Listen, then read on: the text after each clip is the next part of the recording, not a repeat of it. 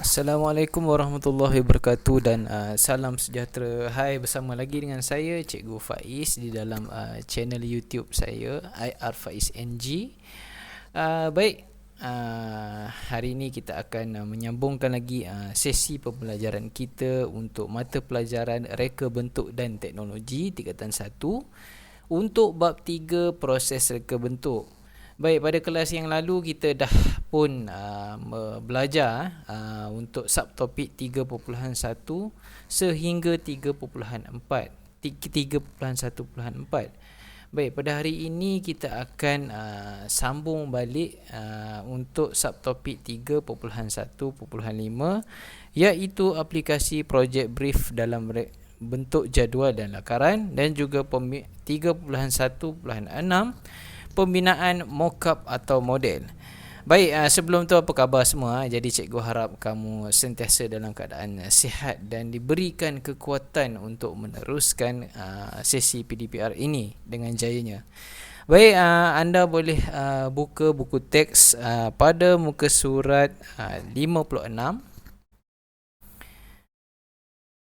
Okey, sebelum itu macam biasalah cikgu akan paparkan gambar kepada kamu. Baik, gambar apa yang ada di depan kamu ini? Okey, gambar ini adalah gambar mock-up.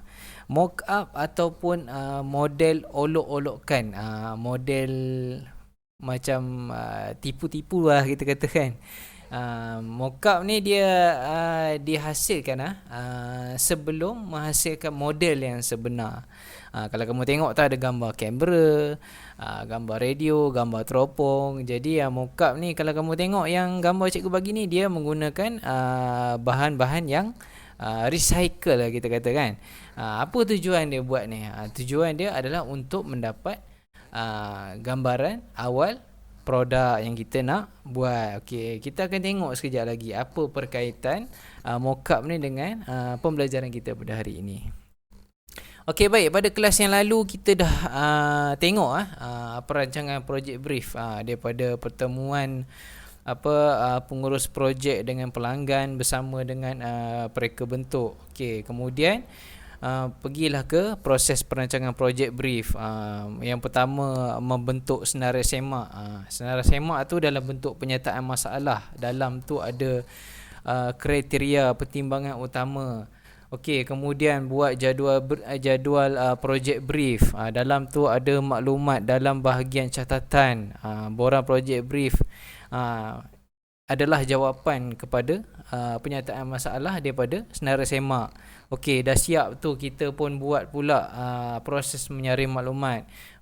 Apa tujuan dia? Untuk memudahkan pengurus projek dan pereka bentuk untuk buat tugas itu untuk pembelajaran yang lepas. Jadi hari ini kita akan tengok aplikasi daripada projek brief tu dalam bentuk jadual. Okey, sebelum tu setelah selesai membuat saringan, yang last kita buat saringan kan. Jadi proses seterusnya adalah aplikasikan semua data yang telah disaring tu ke dalam bentuk jadual dan juga lakaran. Okey, ini kamu tengok pada muka surat 56 Okey, ini adalah aplikasi daripada project brief tu dalam bentuk jadual. Okey, aplikasi project brief dalam bentuk jadual ni dia melibatkan semua ciri-ciri project brief. Okey, mula-mula kita belajar masa kita masuk bab 3 ni, kita dah belajar kan mengenai ciri-ciri project brief. Okey, kalau kamu tengok hadapan ni cikgu ambil daripada buku teks kamu juga. Okey, ini adalah ciri-ciri project brief. Jadi untuk bentuk jadual ni, kita kena aplikasikan semua data yang terdapat dalam ciri-ciri project brief ni. Okey, kalau kamu tengok yang pertama, tajuk projek. Okey, tajuk projek apakah jenis produk atau perkhidmatan. Okey, tajuk projek ni adalah salah satu ciri projek brief, dan di sebelah ni adalah dia punya jawapan. Okey, yang kedua, gambaran keseluruhan projek. Siapa yang akan menggunakannya? Okey, sasaran utama ialah suri rumah, namun boleh digunakan oleh pengguna lain. Okey, gambaran keseluruhan projek ni juga ialah ciri-ciri project brief. Jadi aplikasikan semua ni dalam bentuk jadual. Okey, ni seterusnya lah dan kamu boleh tengok. Okey, kalau yang lepas kita bincang mengenai projek kita nak buat apa? Bakul seberguna kan? Okey. Untuk kali ni pun kita masih stay dengan bakul seberguna. Jadi tajuk bakul seberguna. Cerita dekat dalam mengenai tajuk projek, gambaran, reka bentuk produk, perancangan. Ini semua berkaitan dengan bakul seberguna. Okey, kita teruskan lagi pada muka surat 57. Okey, ini sambungan dia tadi. Sampai analisis kajian reka bentuk produk. Okey, membuat perbandingan dari segi fungsi, persembahan, tujuan pasaran, kualiti, kuantiti, kualiti, kos dan jangka masa. Okey, dia punya jawapan dia ada perbandingan. Yang sedia ada macam mana, yang kalau guna kain macam mana, kalau guna plastik macam mana. Okey, kemudian lakaran idea macam mana nak buat. Okey, adakah dalam bentuk 2 dimensi atau 3 dimensi. Okey, ini kamu kena tahu kadang-kadang ditanya dalam soalan. Ini sambungan tadilah, sambungan ni sambungan ciri-ciri projek brief yang telah diaplikasikan dalam bentuk jadual. Okey, tadi cikgu cakap apa? Semua data dalam bentuk jadual dan lakaran. Okey, bila dah siap jadual, kita kena buat lakaran. Okey, ini adalah gambar contoh contoh lakaran bagi idea untuk bakul serbaguna berdasarkan borang projek brief yang kita belajar pada kelas yang lalu. Okey, kalau kamu tengok dekat sini, gambar dia ni gambar bentuk kita kata dalam bentuk pandangan 3 dimensi lah. Senang cerita 3 dimensi. Jadi dia ada pandangan atas, dia ada pandangan hadapan dan dia ada pandangan sisi. Okey, jadi mana kalau pada objek ni mana pandangan atas dia ataupun pandangan pelan? Pandangan pelan dia adalah ini. Okey, pandangan hadapan dia bukan sini di sini adalah pandangan hadapan dan ini adalah pandangan sisi. Okey, ini adalah lakaran lah. Lakaran ni kita akan belajar nanti pada bab 4. Okey, ini contoh dia lah. Ni pun kadang-kadang ada ditanya dalam soalan. Jadi kamu kena tahulah. Okey. Okey, seterusnya pembinaan mockup. Okey, kita dah buat jadual berdasarkan ciri-ciri projek brief. Kita dah buat lakaran. Okey, seterusnya kita akan bina mockup atau model. Okey, apa dia mockup ni? Sebelum tu, macam mana nak buat mockup? Macam mana nak hasilkan model? Okey, proses nak bina mockup atau model ni, dia akan menggunakan bahan-bahan ataupun alat cantuman yang sesuai dan digalakkan untuk menggunakan bahan terpakai. Kotak ke, polistiren ke, plastik ke, cardboard ke.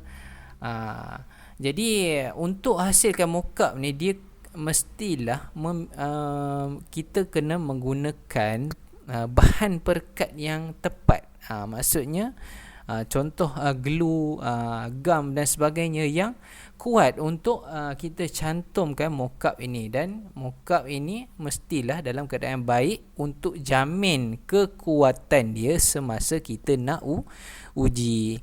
Okey, kita tengok balik mockup. Apa dia mockup? Ini pun kadang-kadang dia ditanya dalam soalan. Mockup ni adalah model olok. Kalau bahasa kampung ni kita cakap model tipu-tipu lah. Dia dibuat berdasarkan apa yang pelanggan tu nak lah. Daripada kita saring maklumat yang kita dapat tu, kita buat model ni. Jadi apa tujuan mockup ni dibina?